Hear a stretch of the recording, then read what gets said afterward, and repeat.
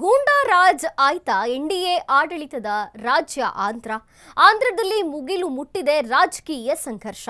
ಹೌದು, ಗೂಂಡಾ ರಾಜ್ ಆಯ್ತಾ ಎನ್ಡಿಎ ಆಡಳಿತದ ಈ ರಾಜ್ಯ ಆಂಧ್ರ ಅನ್ನುವಂಥದ್ದು, ಜೊತೆಗೆ ಆಂಧ್ರದಲ್ಲಿ ಮುಗಿಲು ಮುಟ್ಟಿದೆ ರಾಜಕೀಯ ಸಂಘರ್ಷಗಳು.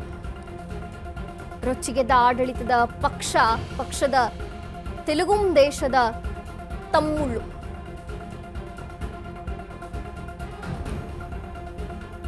ವೈಎಸ್ಆರ್ ಪಕ್ಷದ ನಾಯಕರ ಮನೆಗಳ ಮೇಲೆ ದಾಳಿ. ನಿನ್ನೆ ಮಾಜಿ ಮಂತ್ರಿ ಅಂಬಟಿ ರಾಂಬಾಬು ಮನೆ ಮೇಲೆ ದಾಳಿಯಾಗಿದೆ. ಇಂದು ಮಾಜಿ ಮಂತ್ರಿ ಜೋಗಿ ರಮೇಶ್ ಮನೆಗೆ ಬೆಂಕಿ, ಪೆಟ್ರೋಲ್ ಬಾಂಬ್ ಎಸೆದು ಬೆಂಕಿ ಹಚ್ಚಿದ ಟಿಡಿಪಿ ಗೂಂಡಾಗಳು. ಕಲ್ಲೆಸೆದು ಅಟ್ಟಹಾಸ ಮೆರೆತಿದ್ದು ಪೊಲೀಸರ ಮಹಾಮೌನ. ತೆಲುಗುದೇಶಂ ಪಕ್ಷದ ನೂರಾರು ಮಂದಿಯಿಂದ ದಾಂಧಲೆ ಆಗಿದೆ. ಆಂಧ್ರ ಪ್ರದೇಶದ ಇಬ್ರಾಹಿಂ ಪಟ್ಟಣದಲ್ಲಿ ಉದ್ವಿಗ್ನ ಪರಿಸ್ಥಿತಿ ಉಂಟಾಗಿರುವಂತಹದ್ದು.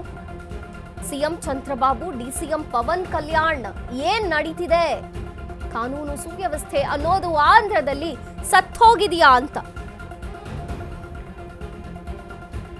ಗೂಂಡಾರಾಜ್ ಆಯ್ತಾ ಎನ್ಡಿಎ ಆಡಳಿತದ ರಾಜ್ಯ ಆಂಧ್ರದಲ್ಲಿ ಮುಗಿಲು ಮುಟ್ಟಿದೆ ರಾಜಕೀಯ ಸಂಘರ್ಷಗಳು.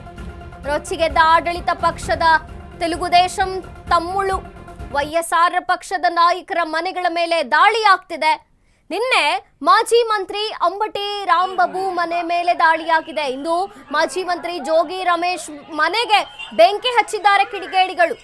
ಪೆಟ್ರೋಲ್ ಬಾಂಬ್ ಎಸೆದು ಬೆಂಕಿ ಹಚ್ಚಿದ ಟಿಡಿಪಿ ಗೂಂಡಾಗಳು ಕಲ್ಲೆಸೆದು ಅಟ್ಟಹಾಸವನ್ನ ಮೆರೆದಿದ್ದಾರೆ.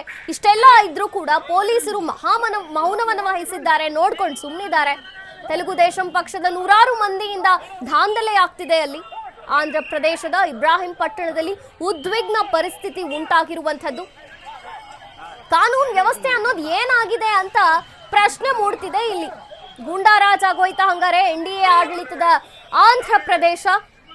ಆಂಧ್ರದಲ್ಲಿ ರಾಜಕೀಯ ಸಂಘರ್ಷ ಮುಗಿಲು ಮುಟ್ಟಿದೆ. ಪೊಲೀಸರು ಮಹಾಮೌನ ವಹಿಸಿದ್ದಾರೆ, ನೋಡಿದ್ರು ನೋಡ್ಕೊಂಡು ಸುಮ್ಮನೆ ಇದ್ದಾರೆ, ನೋಡ್ದಂಗೆ ರೊಚ್ಚಿಗೆದ್ದಿದ್ದಾರೆ.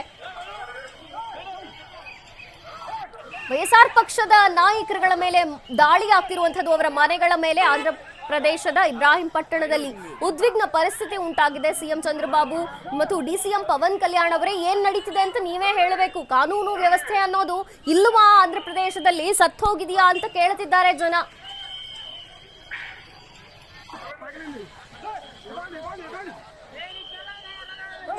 ಈಗ ರಾಜಕೀಯ ಸಂಘರ್ಷಗಳು ಮುಗಿಲು ಮುಟ್ಟಿದೆ.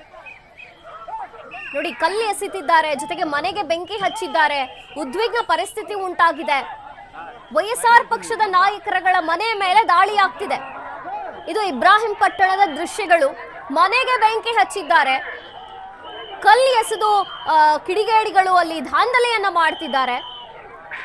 ಉದ್ವಿಗ್ನ ಪರಿಸ್ಥಿತಿ ಉಂಟಾಗಿದೆ.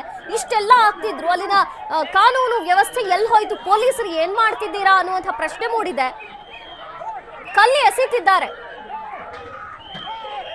ಪೊಲೀಸರು ಸಂಭಾಳಿಸ್ತಿದ್ದಾರೆ. ಬಿಟ್ರೆ ಯಾಕೆ ಇಷ್ಟು ಶಾಂತಿಯುತವಾಗಿ ಇದರಿಂದ ಪೊಲೀಸರು ಹ್ಯಾಂಡಲ್ ಮಾಡ್ತಿದ್ದಾರೆ ಅನ್ನೋದು ಒಂದ್ ರೀತಿಯಲ್ಲಿ. ಇಷ್ಟೆಲ್ಲ ಗಲಭೆಗಳಾದ್ರೂ ಕೂಡ ಯಾಕೆ ಪೊಲೀಸರು ಯಾವುದೇ ತರದ ಸೀರಿಯಸ್ ಆಕ್ಷನ್ ತಗೊಳ್ತಿಲ್ಲ ಅನ್ನುವಂಥ ಪ್ರಶ್ನೆ ಮೂಡ್ತಿದೆ ಅಲ್ಲಿ.